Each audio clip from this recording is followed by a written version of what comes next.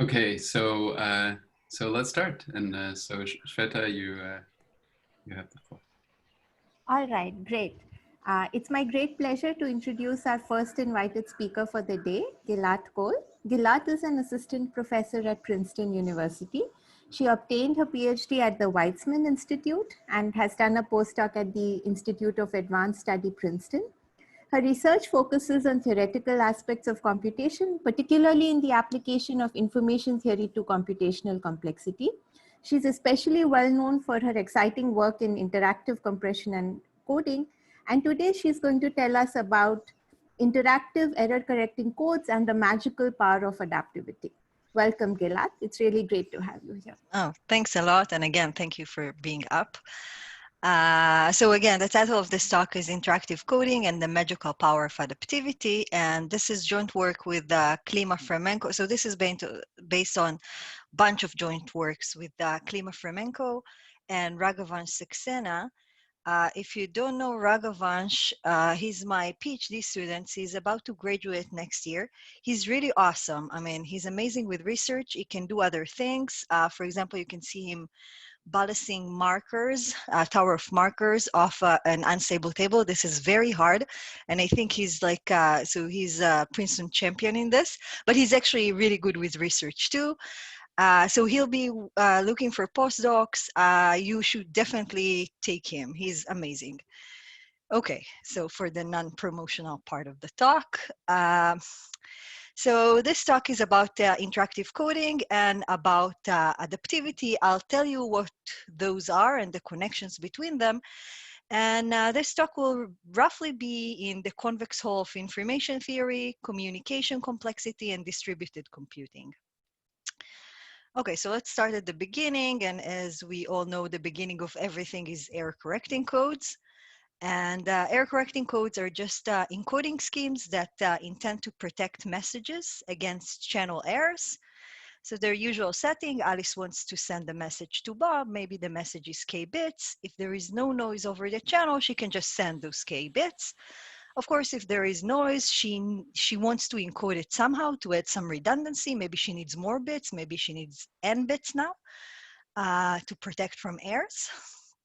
And there are various noisy channels, adversarial, stochastic. They vary on their input and their output and so on and so forth. And two things we usually care about when we talk about error correcting codes, two important parameters are the rate of the code or the channel capacity, which is kind of measuring the blow up in the message size. So the size N versus K. Right, this is the blow up. I don't want to blow up my message by too much.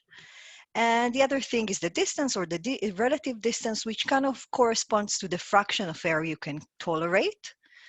And this has to do with the error correcting capabilities of the code. So again, you don't want to blow up the message by too much, but you want to tolerate as many errors as you can possibly have. And we know from Shannon and the follow-up works that we can have both rate and distance to be constant. So we don't have to blow up the codes by much and the message by much, and we can tolerate constant fraction of errors, which is really awesome. And I mean, I guess for now we take it for granted. It's really an awesome thing.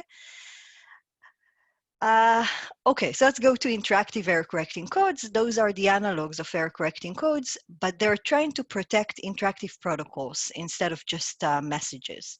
So now the setting is that Alice wants to send, that Alice and Bob are engaging in some conversation. They run an interactive protocol, so they send messages back and forth. And again, if the channel is non-noisy, maybe this whole protocol, the transcript is only K bits, but if there are errors, maybe they want to use some redundancy bits to accommodate for the error. So maybe they need to communicate more. And if you have not seen error correcting codes, you may be tempted to think that you can just error correct every message. So Alice will use an error correcting code on her first message, Bob will do the same for his second message, and so on. This works well if you only have few rounds. Unfortunately, some of the protocols we care about have many, many rounds, and each of the rounds are very short. So think about rounds that are only 1 bit. How do you error correct 1 bit? You still need to send log n bits to have something meaningful. So the blowup will be too big. You can't just hope to do it separately. You really need to encode online. So interactive error correcting codes are error correcting codes that kind of where you encode everything online in a more sophisticated way than just considering the current message being sent. And of course, we want to ask the same kind of questions like in standard error correcting codes. What is the rate or the capacity? What is the distance? And again, an awesome breakthrough work by Schulman in the early 90s shows that you can also have the rate and distance constant in our setting. Again, this is an amazing work, and there were many follow-up works that studies those quantities and other properties of error correcting codes in different models. There's still many core questions that are open. For example, we don't have meaningful trade-offs between rates and distance. It's very hard to know what's the channel capacity, for example, to get okay, so we know for Shannon, there's a really neat formula for Shannon capacity. It's the mutual information between input and output. We're not even we don't have anything like this for interactive error correcting codes. In special cases, when the error is very small, we do have something, but again, those are very hard results that they don't give you, one uniform formula. So there are many open basic questions in error correcting codes. And in this talk, we'll talk about rate and distance and what's the optimality and so on and so forth. But so far, I showed you the two-party model, right? There's Alice, there's Bob, they communicate. There has been many works on multi-party error correcting, interactive error correcting codes, where, instead of 2 parties, you'll have more parties. So here are some multi-party error correcting, multi-party distributed models that you can consider for interactive error correcting codes. Okay, so this is the point-to-point model. So we have many players, and we sometimes call them nodes, and each node can send a message. In every round, each node can send a message, or let's say a bit, to each of the other players, or to each of the other nodes. This is like, I don't know, like texting. You can text many people at once, and they can all hear different messages from you. So this is one model that was considered in the setting. Another model is the broadcast model, where in every round, the node can broadcast a bit, or again, a longer message, and all the other nodes will receive the bit that was sent. And this is kind of modeling wireless communication.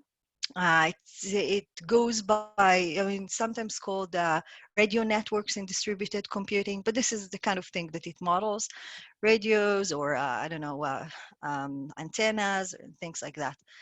So we'll want to consider this. Oh, animation works on Zoom. Okay, cool. So this is more of the things that we'll be considering throughout this talk, those broadcast models. And there are many variations in distributed computing on the kind of models you can study for multi-party communication.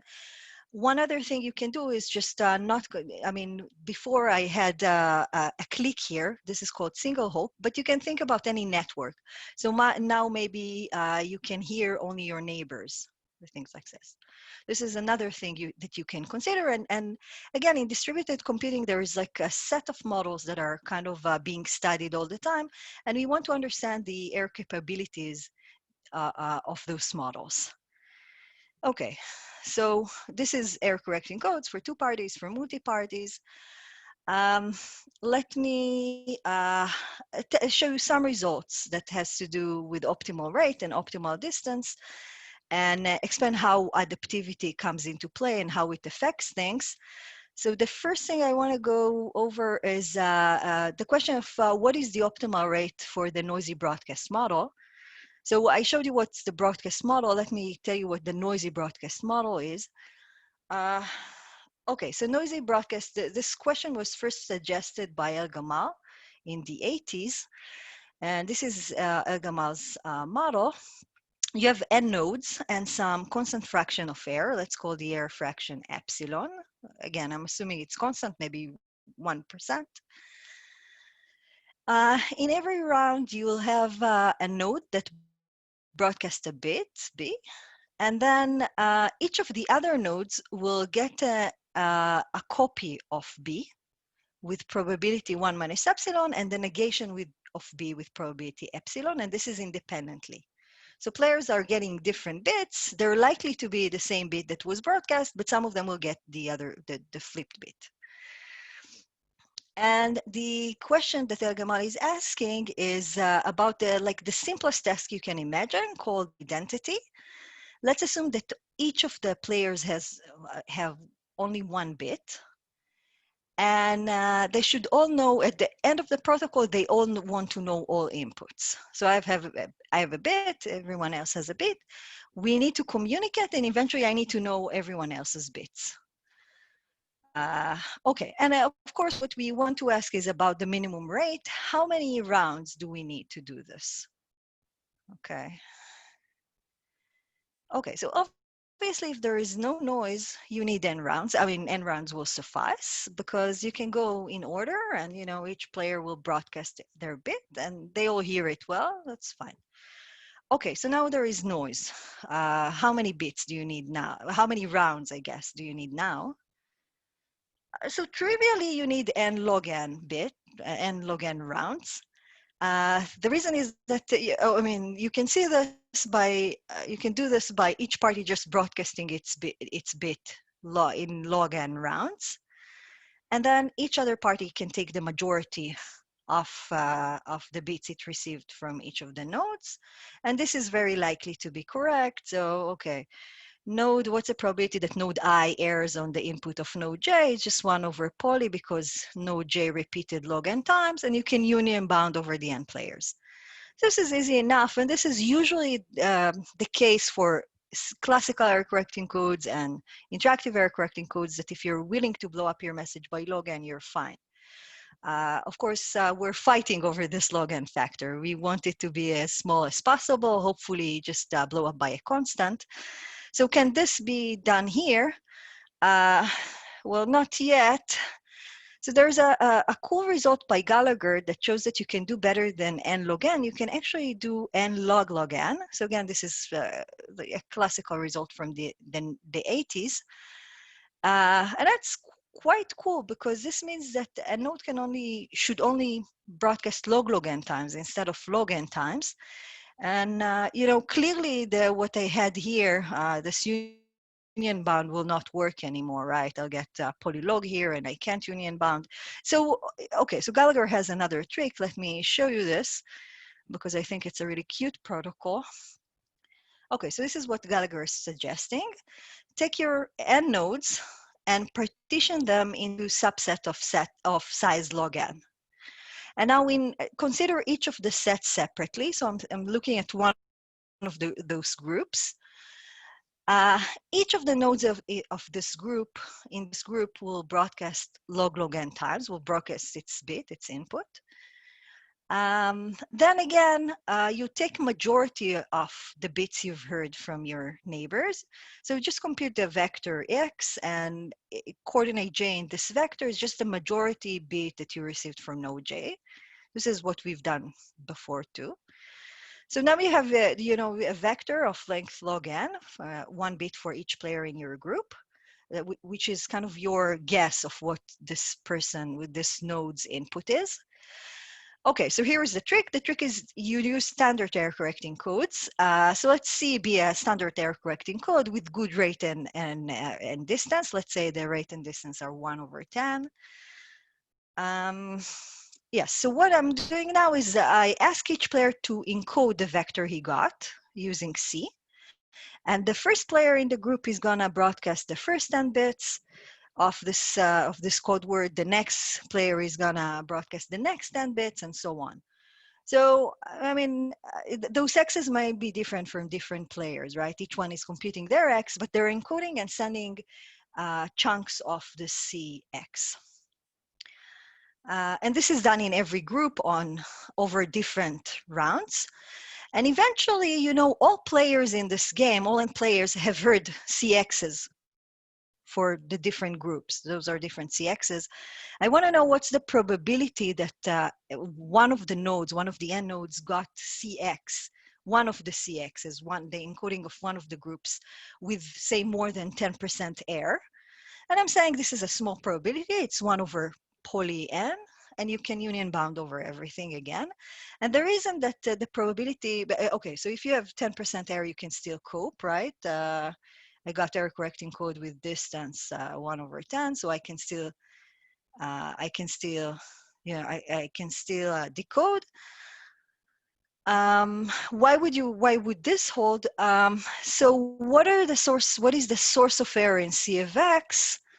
There are two sources. So one is, you know, you broadcast something and the noise may flip it, but I'm assuming the noise is only, you know, 1%. So it shouldn't flip so many things. And the vector is of size log n, so it should be fine. Another reason is that your X was wrong. I mean, whoever broadcast those 10 bits had his X wrong. But this is also a small probability because, you know, every player in the group repeated log n times. I only, so the probability I got it wrong is 1 over poly n, and there are only logarithmically many players in my group. So I should get X correctly.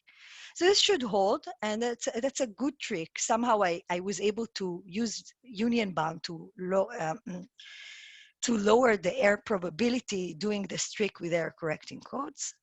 And okay, I think it's nice. If anyone has questions about this protocol, okay. So I'm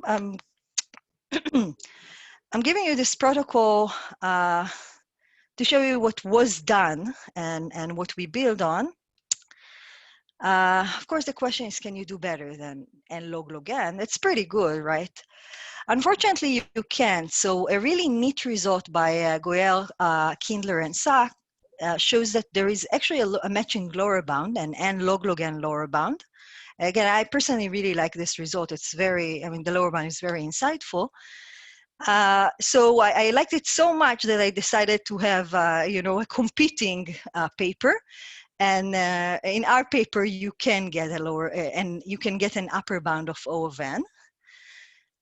In fact, we can show something stronger than this. We can show that any T-round protocol over the noiseless broadcast channel can be implemented with only O of T rounds over the noisy broadcast channel. So it's not only the case that you can do identity. If you give me any protocol that runs for T rounds, even for the noiseless channel, I will give you another protocol that simulates your original protocol and runs in O of T rounds, but is resilient to constant fraction of noise. And of course, this is kind of puzzling, right? Because it's contradicting the upper and lower bounds here. And there's a good reason for this. And the reason is, you know, the title of this talk is Adaptivity.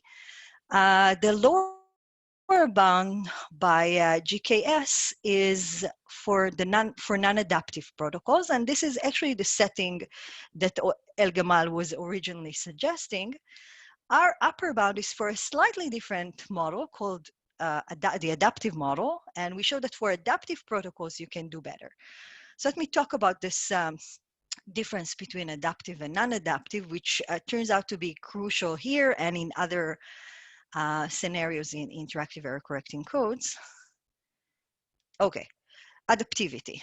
Okay, so we know classical error correcting codes, and if you want to specify a memoryless channel, you need to say what its input and output behavior. If you put this symbol in the channel, you get this symbol with this probability. Unfortunately, if you want to define an interactive channel that go back and forth, you need to specify more. For example, you will need to specify the order of turns. You will need to say who can get hold of the channel in what round.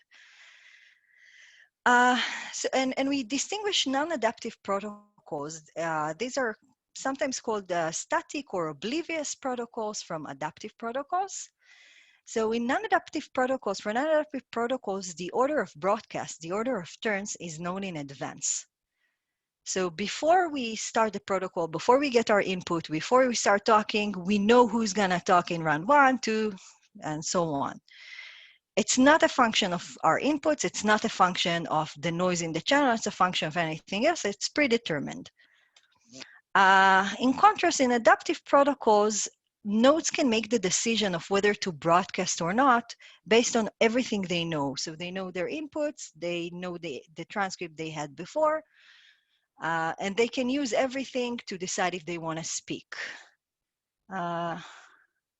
Yeah, okay, this is a good question someone asked a while ago, so sorry, I only now see the chat. Yeah, so that's exactly the point, who's speaking, so this is what I'm addressing now. Sorry, so someone asked if I'm assuming that exactly one player is speaking. Okay. Okay, good. So there are adaptive protocols and non-adaptive protocols, and I'm claiming that many of the protocols that are used in real life, or at least in the distributed computing literature, are actually adaptive. And okay, so maybe you want to consider adaptive protocols, but then you should take into account that you'll have collisions or silent rounds, because if what I'm saying depends on my input and depends on the noise of the in the channel, it might be the case that I'll speak when someone else thinks that it's their turn to speak. So it's kind of unavoidable to have collisions or maybe even silence rounds when nobody is speaking, and you really want to specify what's happening in those rounds. Good. So you need to handle collision. Somewhere it's something that you model. And for me, there are like two approaches. There's like an optimistic approach where you assume that you know something when collision happens. For example, you can detect errors. So collision detection is when there is a collision around you, players are notified that there was a collision. Collision and silence is a very popular model where when there is a collision, it sounds like silence. You don't hear anything. So you can't tell apart collisions and silences. There are models with structured collisions where if there is a collision, you hear maybe the or of the bits, like in the beeping model, and so on. So again, this is very active in distributed computing. There are many models. People are studying various problems over those models. So those are, for me, optimistic models. Since we want to design a protocol, we want to make it as hard as possible for ourselves.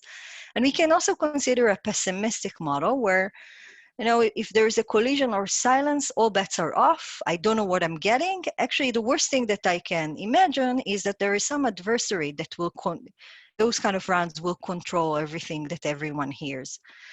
So, and this will be our running assumption. In case of a collision or a silence round, an adversary will control the bit received by each of the nodes.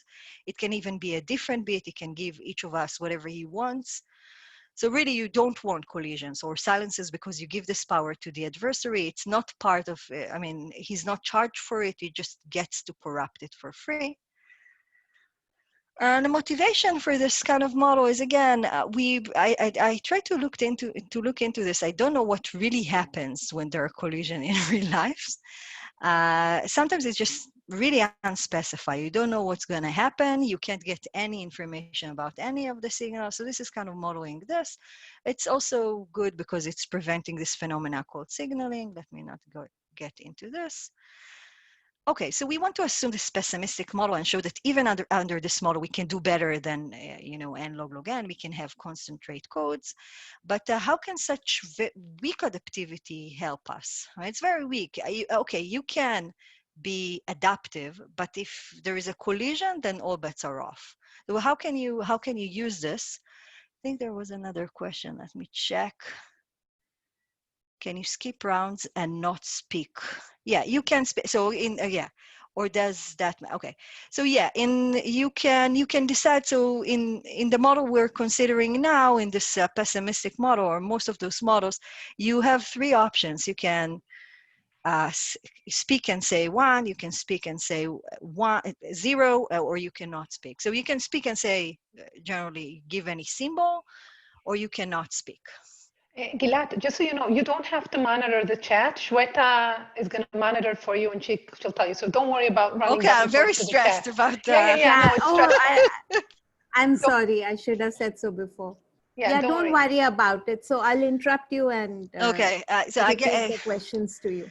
So I taught on Skype and I tried to ignore this, but then I saw the students like this. They're very anxious to get answers. So I was like, yeah, okay, I'm not good at this multitasking. So let me focus on the talk. But if there's something important, please let me know. There are very small decisions. I'll try to flesh them out because it seems that it is sometimes important.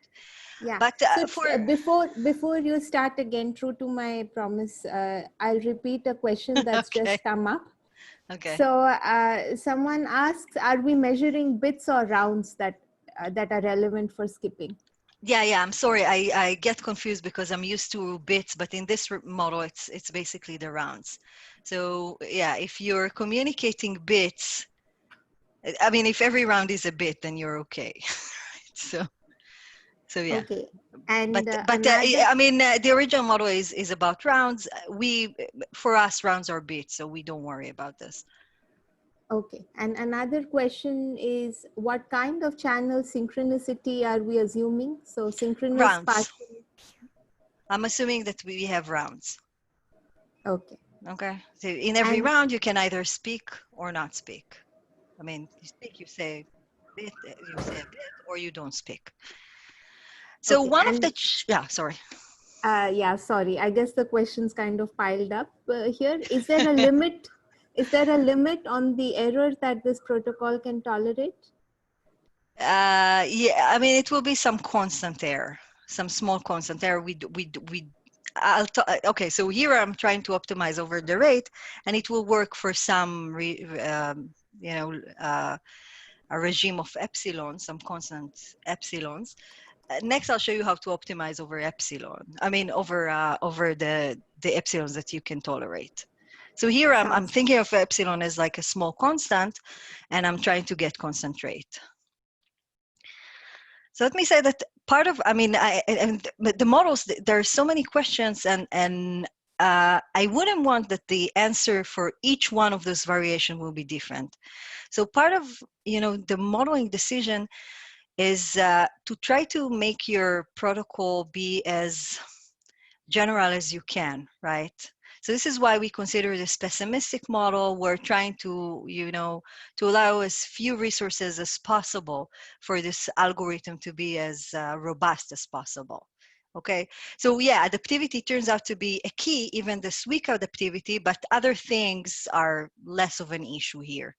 And this is what we want to do, right? You don't want to go variation by variation and give a different protocol. This is exhaustive and annoying. You want to find a model that is robust enough and to really flush out the things that make a difference. So I'm saying adaptivity is a huge issue. The other small details will not be as important. Okay, so yeah. So I was talking about how we can use this adaptivity, and again, I'm stressing this is the minimal amount of adaptivity we could have thought we thought about, right? Adversary is taking over. How do you use this? Okay, so to tell you what we're doing, I need to tell you a little bit about error correcting. I need to tell you about one tool that is used in error correcting codes. But I think it's cool because you'll see that our protocol, what we're using here to kind of resolve this question, is totally different from what Gallager was doing, right? The tools are more involved, but it's cool that it's solving. I mean, that you kind of need this to solve a very clean and old problem. Good. So the mechanism I was talking about that we're using is rewind if error, the rewind if error framework. It's again very useful in interactive coding. It was suggested in Schulman's original paper, if I'm not mistaken, and it's very natural. Those kind of rewind if error protocols will have two stages. The first stage is an execution stage where parties will just run the noiseless protocol for a while. But then there might be errors, so you have some check phase to check that everyone is on the same page. So parties will check if there was an error. They'll do it typically by exchanging hashes of their received transcript. So each of us knows what we got, we can hash it and then compare. And of course, if the hashes do not match, we know that there was some error, we need to go back. We go back to some pre-specified location. So here is what it looks like for some for a period of L bits. You just run the noises protocol.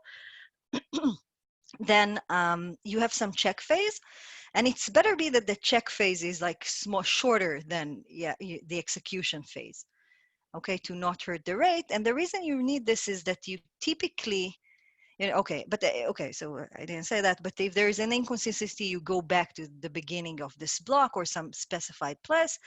And again, to actually make this work, you need to, go into the details. Let me not do it. But the reason you need this check phase to be shorter is that you usually layer them. You usually have some recursive structure where, you do the small thing of execution phase and a check phase, and you repeat it a few times. And after you've done this, then you have a more substantial check step. And now this whole thing is one block, and you repeat this and you have an even longer check step. And the reason that you usually layer this way is that if you have a mistake, say here, if you have an error here, there's some probability you'll catch it here, but there's some probability you won't. And if you won't catch it here, you have another shot of catching it here. So anyway, we do this recursive structure. So you see, I am adding various. So for every bit here, every bit here will be checked here, will be checked here, will be checked in the even larger check phase. So you really want those check phase to not accumulate, to not overpower the execution phase. So they need to be shorter. Okay, so this is our goal, to get a short check phase. I mean, execution phase is clear. You just run the protocol. How do you implement the check phase? Okay, so how do we implement this check phase over the noisy broadcast channel? Okay, so here is what we do, and it's kind of, straightforward. Let's designate one of the nodes as the leader. The leader will broadcast, just player node 1. Leader will broadcast hashes of its received transcript. So I'm saying I'm hashing what I saw. Those are my hashes.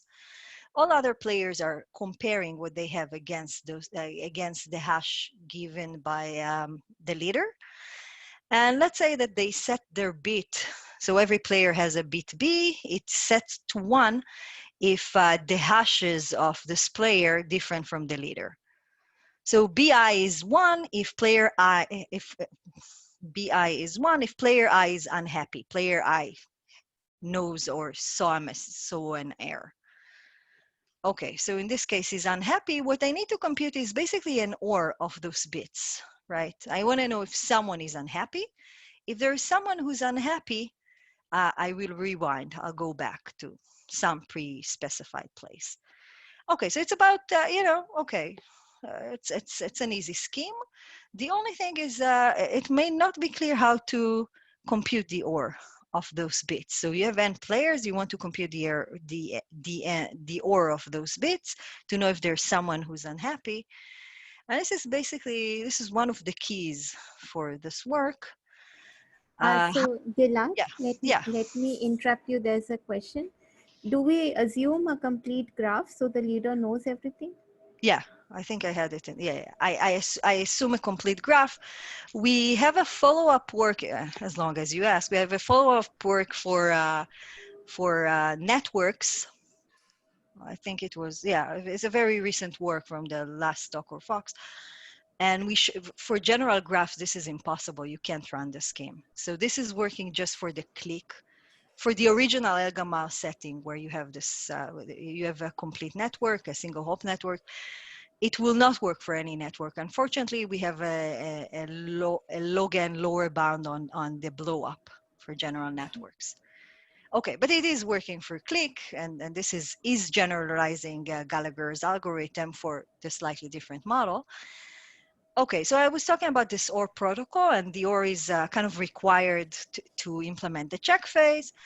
And unfortunately, if you are using non-adaptive protocols, I mean, players taking turns, then this will require end rounds. There's nothing you can do about it. You don't know who has the one. Maybe only one player has the one. You have to go in turns and ask everyone. And this is the reason, basically, why you can't get a linear coding scheme for the non-adaptive model. Okay, just because this is the bottleneck, you can't implement this OR efficiently enough. Remember, we need it to be kind of little o of, we'll need it to be like little o of n, and this is exactly n.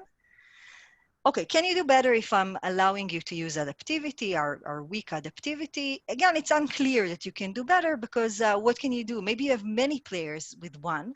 But if you only have one player with one, you can tell tell the one player to speak, and you will know that he has a one, and you're happy. What if we have many players that have ones? They can't all speak at the same time. This will be adversarial. How do we coordinate them? So fortunately, you can do this. We're using or rediscovering a really neat protocol called Decay from the 80s. This is a useful building block in distributed computing, and their idea is the following. Let's assume that I know how many one nodes I have. Let's assume that I have 2 to the I one nodes. Then I can ask each of the one nodes to just broadcast with probability 2 to the minus I. And you can see that in expectation, only one of them will speak. So I have a decent probability of not incurring of a collision round. You repeat it, you amplify the error, but this is basically working. So if I know how many players, how many one players I have no problem. Of course, I don't know. So their idea was to check all possible I's. So, there are only log n possible I's because the number of players is only n. Just check them. This is only log n rounds. It's much better than n. And of course, this is what we're doing. So this is our adaptive OR protocol. You just run decay, as I told you. It's log n rounds. In the first round, I ask everyone who has a 1 to just shout 1. Of course, this may cause collisions. So in the next round, I'll ask half of the people that were speaking before to not speak. So only half of the players in expectation will speak. And again, if there is a collision, we go again, and half of the players that spoke in the last round, which is now a quarter of the players will speak, and so on. Eventually, I'll hit the right I, the right 2 to the I, and I'll have one player speaking. So this is good. You still need something on top of this. The problem is, for example, in the case that there are no one player, everyone has zeros, then all the rounds will be silent, right? Nobody's gonna talk ever. So all the rounds are silent rounds, and and the adversary is taking over all those rounds. So you can easily impersonate a one node. He can just pretend to have a one, because he can do whatever he wants. Gillat? Yes. There's a couple of questions here. Sure. So if there's a collision, how do you recognize the players that spoke in the first round? If there's a collision, I don't know. I mean, the model is not allowing me to do anything. The adversary is taking over. This is part of the hardship of using this model. But what I'm showing here is like a fix-up. How can we still know the identity? So maybe this is for what I'm saying now. Okay, and there's one more question. Can the pessimistic model of collision in a stochastic noisy model be considered as a special case of adversarial noisy channel in the following sense? In an adversarial noisy channel, the adversary can always control the bit that parties see, whereas in the pessimistic model of collision, the adversary can only control the bit when a collision occurs. Let me see if I understand the question. Let me go back.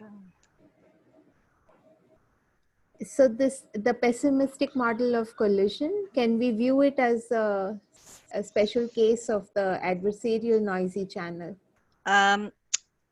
Yeah, so, okay, so the pessimistic, so I assumed, okay, so when you do interactive coding, you have two protocols. You have the original protocol, the noiseless protocol. And even in the noiseless protocol, you need to specify what happens in case of collisions and silences. Okay, and then and then you need to specify the noise in your model. So what I'm saying, you cannot think of this as I don't think you can think of this as adversarial, because the original protocol will have the noiseless protocol will also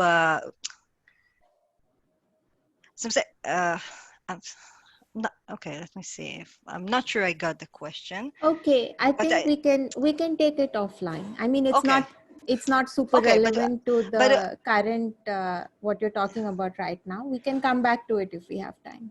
Okay, I just wanted to stress there is the original protocol, and the collision model applies to the noiseless protocol, and then there is the noise on top. Okay, so you can change something in the original protocol. Okay, I don't know if this answers the question. Yeah, but let's take it it's later. fine. Yeah. Okay. Okay, I guess I'm going back to the first question that in this session of questions about how do you know the identities. So again, I want to assume as little as possible about the model. So I'm not assuming the model tells me who was speaking.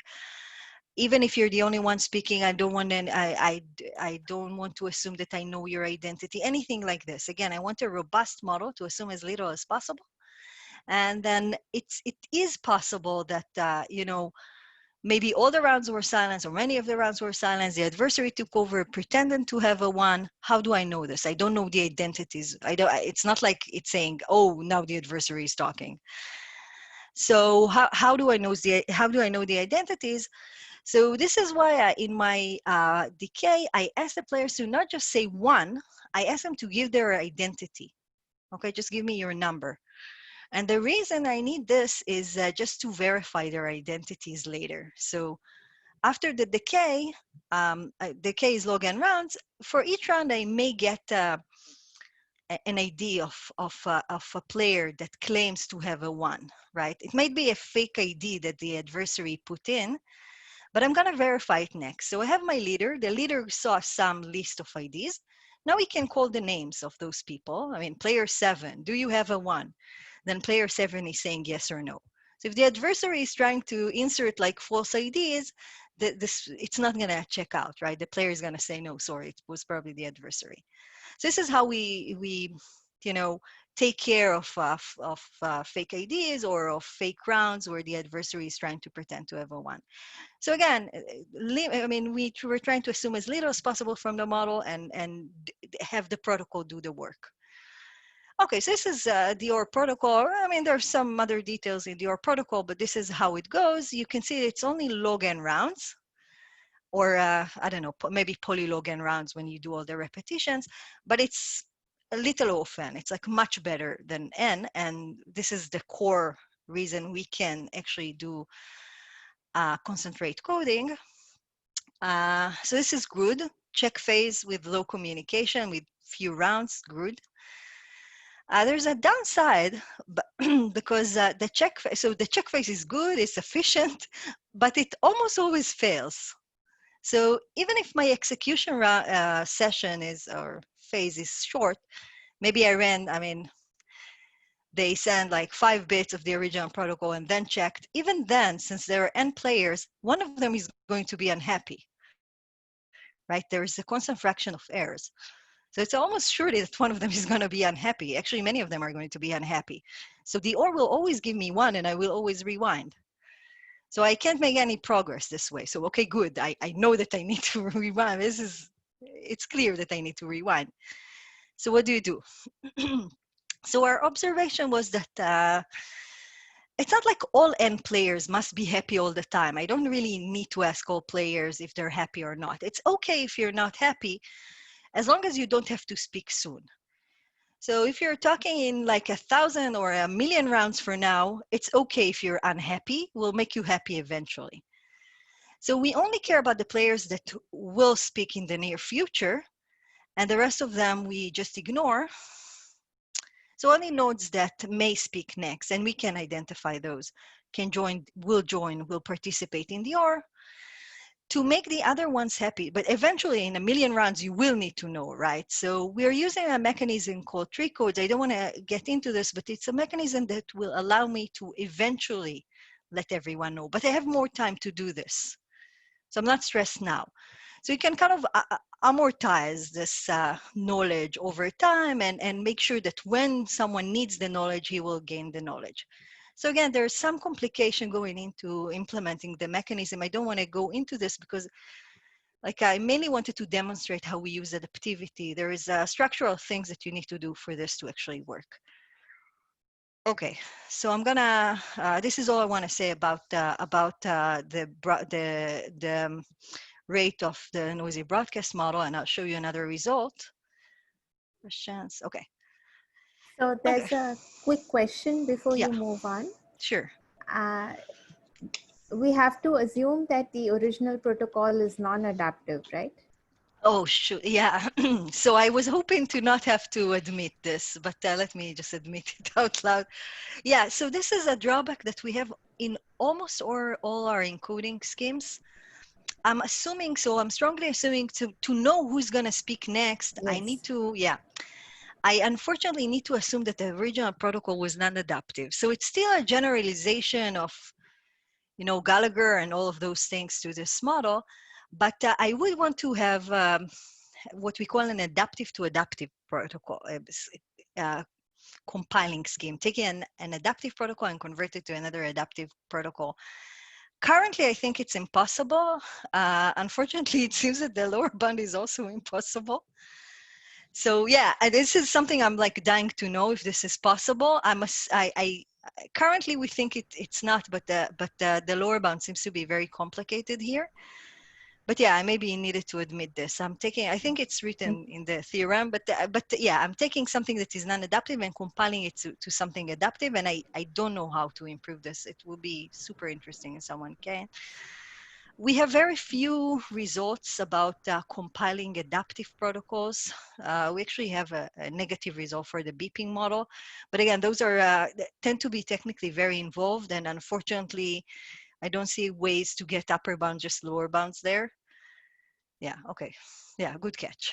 And are adaptive to adaptive compilers known for other settings?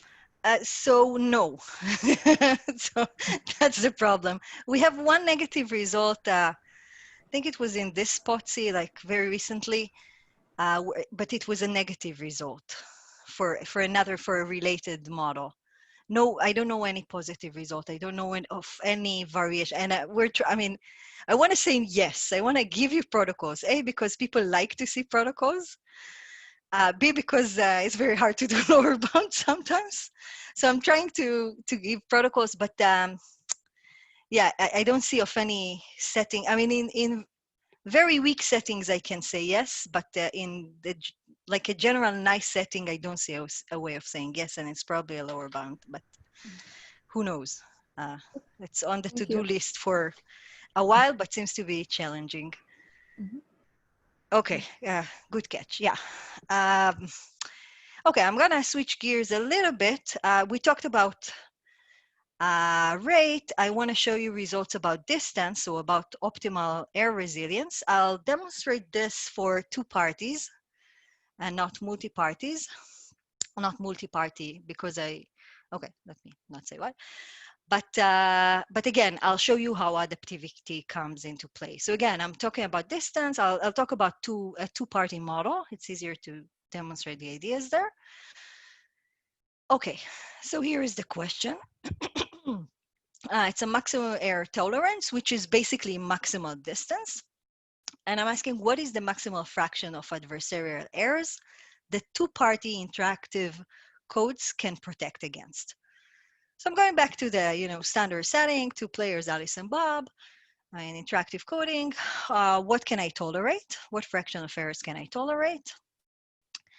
And there's a cool paper by Bradman and Rao from a decade ago that shows that the answer is 1/4 exactly. I mean, you cannot do better than 1/4, and you can do 1/4. And this is what. Okay, so there are two directions. They give an interactive coding scheme that is resilient for 1/4. So every protocol, noise protocol, can be compiled into a noise resilient protocol that is resilient to 1/4 fraction of error. I won't show you this result. It's kind of involved. I don't have the time for this, but it's very nice. What I want to show you is the other direction. It's the upper bound, which is kind of the lower bound, I guess. I want to show you that there are some protocols that cannot be compiled to an error resilient protocol that has resilience better than 1/4. And actually, even the simplest test you can think about, this message exchange is kind of the simplest interactive test you can think of. In this task, Alice has X, Bob has Y, and each party wants to know the input of the other party. So Bob needs to know X and Alice needs to know Y. So this is like, you know, if you have one-way communication, then just Bob needs to know Alice's X. Here, you also go the other way. Alice needs to know Bob's Y. This is a very easy interactive task. It's a task. It's not adaptive, not anything. But still, even for this task, you cannot get something better than 1/4. Okay, so here's the argument. Let's assume, so I want to show you that you cannot do message exchange when you have errors, you have 1/4 fraction of errors. So let's assume without loss of generality that Alice will speak more. And again, here I'm kind of assuming non-adaptivity, right? Alice is, so they each speak in each round, one of the players is speaking. One of them is gonna speak in less than half of the rounds. Let's say it's Alice. And let's say that she has the input X. What the adversary is going to do is it's going to correct the first half of the messages that she sends. So she's talking less than half of the times, and he's corrupting half of this, so it's only a quarter, and it's within his budget. And he's going to corrupt Alice to sound like she has X prime, for some X prime that is different than X. So now you can see that Bob is in trouble because he can't say if Alice has X or X prime. All right, because the beginning sounds like X prime and then it sounds like X. So Bob cannot tell, and you know, you can't do message exchange. So okay, this is a very clean way to show that you cannot do better than 1/4. But again, there is a follow-up works that shows that you can be resilient to at least 2/7 fraction of errors, and 2/7 is of course more than 1/4. So again, we don't know, but we kind of know, the reason for this discrepancy, and the reason is again adaptivity. So Brother and Rao were assuming the kind of standard model where protocols are non-adaptive, and this is Gofari, Hopler, and Sudan. They consider the adaptive model, and kind of in Brother and Rao's paper, it was they acknowledge the fact that it works for non-adaptive protocol, and they really didn't know if you can do better, and it turns out that you can do better for adaptive protocols.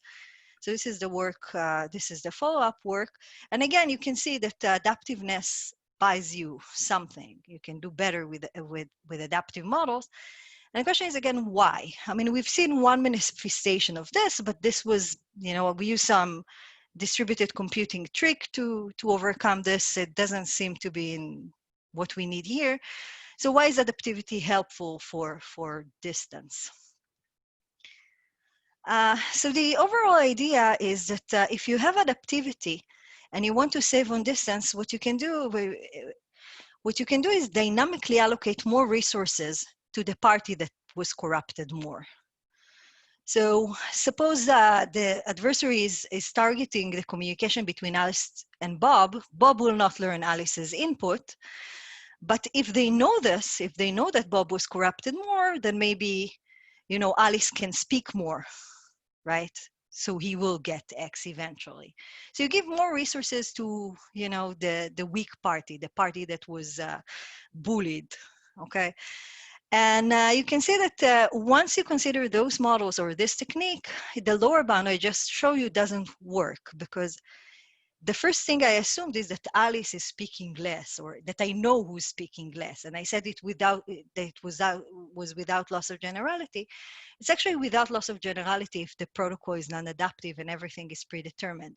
But if you can shift resources, it's no longer without loss of generality, and this lower bound fails. Okay, so yeah, so how do you actually do this? So this is the idea, you shift resources, but how do you actually implement this? Let me show you. By the way, it's almost 10. Can I go to 10:15? Are we doing the, or? It's still 10. It is, yeah, yes, you can. Yeah, I can, okay, because, okay, I didn't know if we need to have like a, okay, good. So let me show you their message exchange protocol. They actually, so again, let me stress this paper is much more involved, and it's a really nice paper that does interactive coding, not just this easy task of exchanging messages, but I just want to demonstrate the core idea for message exchange.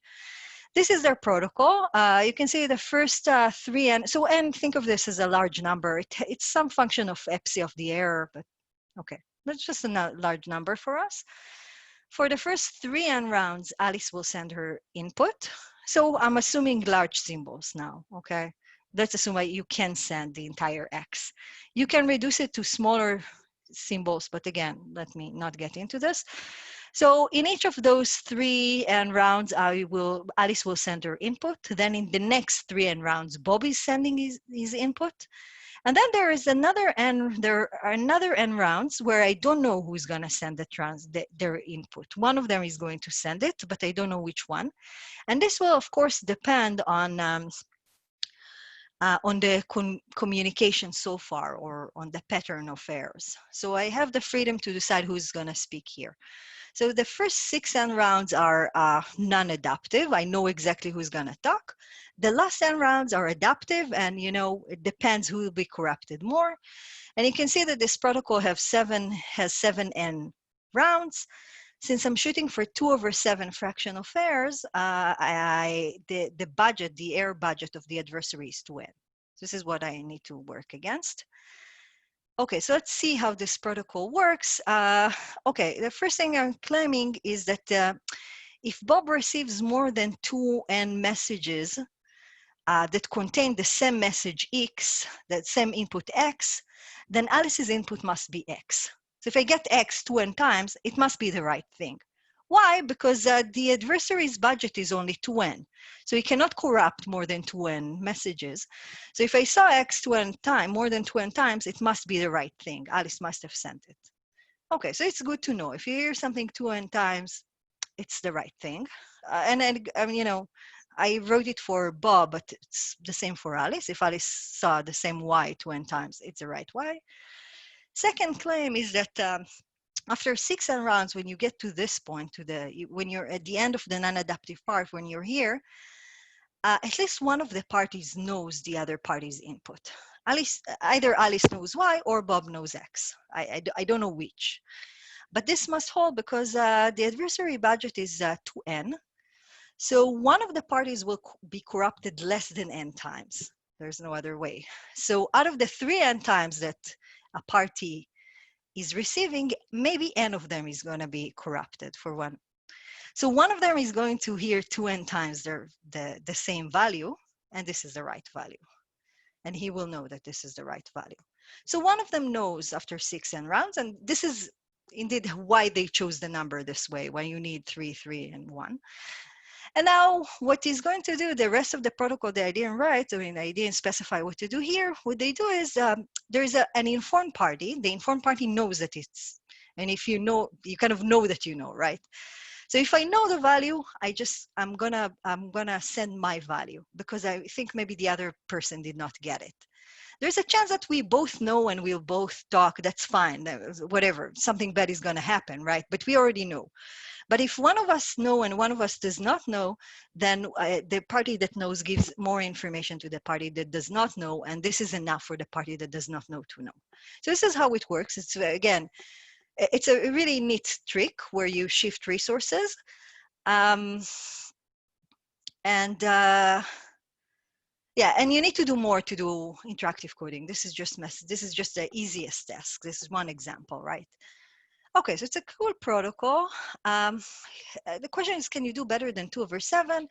Actually, it was strongly believed that you can't. It was believed to be optimal. In fact, you can actually prove that all simple protocols cannot be 2/7. So if the protocol is, for example, symmetric, like this protocol, then you can't be 2/7. So symmetric rows cannot be 2/7.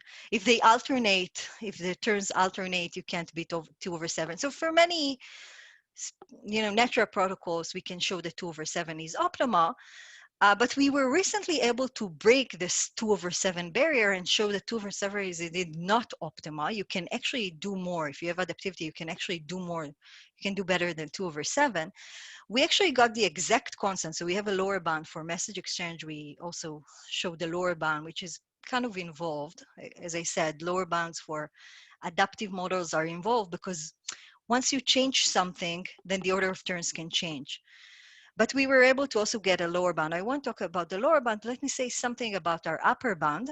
And the idea in our upper bound is feedback.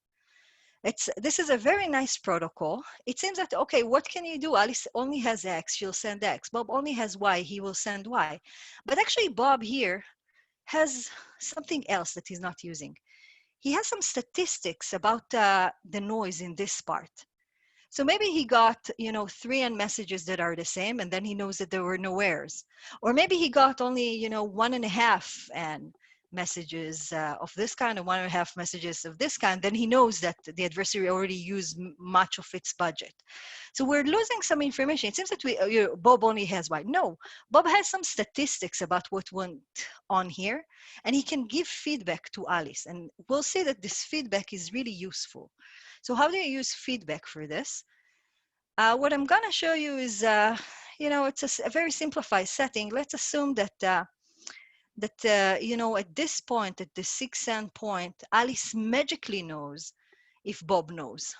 I mean, she has feedback. I mean, there's some feedback mechanism. When we get to the non-adaptive part, the end of the non-adaptive part, this feedback mechanism is telling Alice if Bob knows. Let's just assume that this is happening. I'll show you that we can shorten the protocol. Okay, so I shortened the protocol. Instead of 3N, I get 8N/3. That hopefully is, it's smaller than 3N. Good, so this protocol is shorter. You can see it's only 20/3 instead of 7/3, which is 21, I guess. So the protocol is shorter, and I still can tolerate the same fraction, the same number of errors. So my error resilience is going up. So somehow, if I get feedback, I'll show you that I can shrink the protocol, and therefore the error resilience will go up. So let's see this phenomena. Again, I'm assuming that Alice magically knows at this point if Bob knows or not. And let me redo one of the claims we had before. We had the claim that at this point, one party knows the input, the input of the other. I'm saying, again, in this point, one party knows the input, but this point is now is not at 6N, it's at 16N/3. It's like, it's faster. One of them knows faster. And then everything else will follow. Why is this true? Let me just prove this. Okay, let's suppose that Bob doesn't know. Okay, if Bob knows, then Bob knows, and the claim holds. If he doesn't know, then what would Alice know? She knows that, okay, so again, I'm using this assumption that Alice magically knows if Bob knows. If Bob doesn't know, when I say doesn't know, I mean after this point, Alice knows that he doesn't know, which means that she knows that there are some errors invested in his side. So if he doesn't know, he didn't get 2N messages that were the same. For Bob to not get 2N messages that are the same, I need to invest this number of errors, okay? Because this is the total number of messages he got. He didn't get 2N messages that are the same, so the adversary must have invested 2N/3 errors in Bob's side. She knows this, so she knows that the adversary already used up this many messages, and therefore what he has left from his budget is the 2N that he had originally minus whatever he invested in Bob. Turns out that this is 4N/3. And we balance the numbers such that Alice can now use majority. So she knows that this is the number, this is the new budget. Since she's receiving she's receiving 8n/3 messages, and only 4n/3 of them are corrupted, majority will give her the right thing. She knows this. So, okay, we're done. Alice, if Bob doesn't know, Alice knows by majority, and she knows, and so on. So what happened here is this feedback information, if I know statistics about the beginning, I can shorter about the first part, I can shorter this second part of the protocol, because I know that the budget is not when, it's something lower than this. So I can shorter everything gets shortened. So this is a trick we want to use. This is the trick we want to use, the fact that, feedback will allow us to do something more efficient. Of course, this is not La La Land. We don't have someone magically giving us feedback. We need to actually implement the feedback mechanism. And this unfortunately takes a lot of effort. So how can you implement this? So like a simplified version of what we give our feedback is more sophisticated, but let's say it's roughly that Bob sends the number of received messages that are different from the most common he saw. So he's just assuming that the message that the X he saw the most is the right one and everything else is errors. Of course, it doesn't have to be the case. So let's assume this is our feedback. The feedback is inaccurate. It's just an estimate, right? It turns out that it's good enough, but you need to work to show it. And also the feedback can be corrupted. I mean, I give something, the adversary can corrupt it. So this is, one kind of challenges we have to go through to protect our feedback and show that we can accommodate this inaccuracy. Another feature of our protocol is that since one party is giving feedback to the other party, the protocol is clearly asymmetric. Alice and Bob do not have the same roles. So it's a kind of a weird looking, right? Alice and Bob, even in message exchange, same message exchange, you're symmetric in their roles in the message exchange function. But the protocol is very asymmetric. It's even asymmetric if you go to interactive coding. It's asymmetric in an even weirder way. It turns out that what you need is a trick called rate adaptation. We'll have Alice speak more at the beginning. So they will have interleaved messages. Alice will speak for like maybe 4 messages, and then Bob will speak for 3, and so on. So they have to, if you want to do interactive coding, they have to interleave, but we'll interleave them in a way that is asymmetric, that at the beginning Alice will talk more than Bob, and at the end Bob will talk more than Alice. And it turns out that those things, the asymmetry, the rate adaptation, is really needed. We now have a lower bound, and the lower bound shows that those phenomena must happen.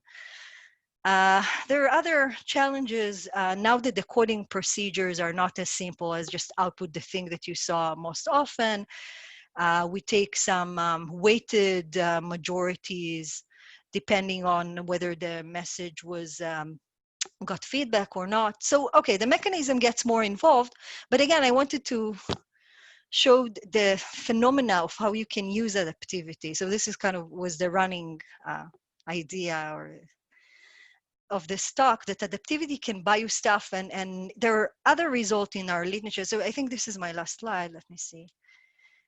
Yeah, I think I decided to not do other works. Okay, so let me just say there are other cool works that talks about the power of adaptivity in interactive coding. I felt it was enough, and I see by the time I was right. But the interesting thing is each of them is kind of flashes out a different aspect of adaptivity that you can use to squeeze out more from interactive coding. Okay, I think I'm done here with the presentation. We'll be happy to take more questions. All right. There's a virtual applause from all of us. Thanks. Yeah, thanks, Gillat, for a fantastic talk. We have a couple of minutes. Does anyone want to ask more questions? So I have a question if nobody has one. Oh, Sorry, Adam, do you want to go first? Oh, yeah, not necessarily. Well, okay, I'll be quick a bit. You can decide if you want to take a long time to talk about it. What's known about sort of information, extra information that can be revealed by these by this interactive coding process? Yeah, so there's a cool result from maybe 6-7 years ago by Ran Geller and co-authors. Unfortunately, even if you start with a protocol that reveals no information about the inputs, when you do interactive coding, it may reveal information. And the reason is the noise will take you, maybe there's like a path that you should go into, and this path does not reveal information. But the errors will take you off the path. And you can, I mean, sometimes you can't make sure that once you're off the path, there is no information revealed. So they actually cook up this secure function evaluation. So they use an example from secure function evaluation, and they show that if you do it with noise, you go off the path and you reveal information. So you can actually show that you reveal information. I don't think anyone measured the amount of information. So we thought of this, but we didn't get anywhere. But the amount of information that you reveal, to measure the amount of information you reveal, there is another work that does something in this direction by I think Omri Weinstein and Mark Bretherman, who used an odometer to measure this. So there are results in this direction. Definitely, it will reveal more information. It will not be as secure. Measuring the amount of information is more complicated. Thanks. Yael, you want to ask Yeah. your question? Yeah, Gillat, I think you probably said this, but I missed out maybe. So non-adaptively 1/4 is the best. Adaptively, they showed 2/7. But wasn't there some lower bound of 2/7? Yeah, so you're getting me into trouble. The original paper had the lower bound of 2/7, but it turns out to be a mistake. Oh, I see. So we were let know. I mean, someone found. We didn't find them. We didn't find the bug. There's, unfortunately, when you do, again, as I said, lower bounds for those models, for adaptive models, they're very confusing and very delegate, because once you change something, the order of turns changes and everything changes. Yeah. So there was a small bug, and someone found it, and it turns out, and for a while, I think for years, people were trying to improve the algorithm. I see. And then it took us, you see the time gap. It took us a while to understand that you can actually exploit this. Yes, got it. Okay. We now have another lower bound, and I don't know, I read it a few times. Pretty sure it works, but it's the lower bound we get is 5/16, which is for message exchange, which is tight. And I tried really hard to check that we were not making any mistakes, but yeah, okay. Got it. Thanks. All right. So there are, Benny, you. Yeah, so one maybe quick question. So just in order to, I'm sure that there's something wrong in what I'm going to say, but I'd like to understand why. Say that you had this wonderful compiler from adaptive to adaptive. Yeah. So you could compile your own protocol, right? And it seems that you will be able to get a better error tolerance, and then you will pick this lower bound. Okay, let me see. You're saying, so I have an adaptive to adaptive. So it tolerates some fraction of errors. So I compiled an adaptive to another adaptive. Now you say, take this adaptive, put it back, you get another adaptive. Right, and in the meantime, you started with the other adaptive, the second, I mean, you started with noiseless adaptive, that you get noise resilient adaptive 1, right. Noise resilient adaptive 2. Why is 2 better than 1? No, I'm asking. So say that you immunize it against 0.1, and then you try to immunize it again against 0.1. Does it mean that you get a better noise tolerance after you do it? Nothing in our scheme says that you can amplify the error resilience. It's actually a good question. I never thought of amplifying what you have, but the guarantees we have is not amplifying. I don't see that it amplifies. No, you know that amplification is impossible, right? Because you have some bound on the best possible. Yeah, I guess what you're suggesting is that amplification is impossible. Yeah, so I mean, It can also be, I mean, it can converge, right? I'm Right. not saying No, that so you'll get I another wonder, constant. Maybe it right. converges. I wonder whether this can be allowed to rule out the possibility of a compiler from adaptive to adaptive. That's my point. Honestly, I never thought of this. I don't know how to do it, but it's a really cool, I mean, as a question of can you purify or can you amplify, it's, even if it's not helpful for this, it's a cool question, and to know what is the rate of amplification is a cool question. I honestly did not think of this. And I thought of many, I've been doing it for years, so cool. So yeah, Okay. so you have a paper for next ITC, right? Yeah, that's cool. Thank you for this. Okay, so we are out of time. There are actually a couple of open questions in the Q&A, but I'll just ask, you can answer them maybe offline. If, I think would I be able to, or would this disappear? I'm very worried about Zoom disappearing on me.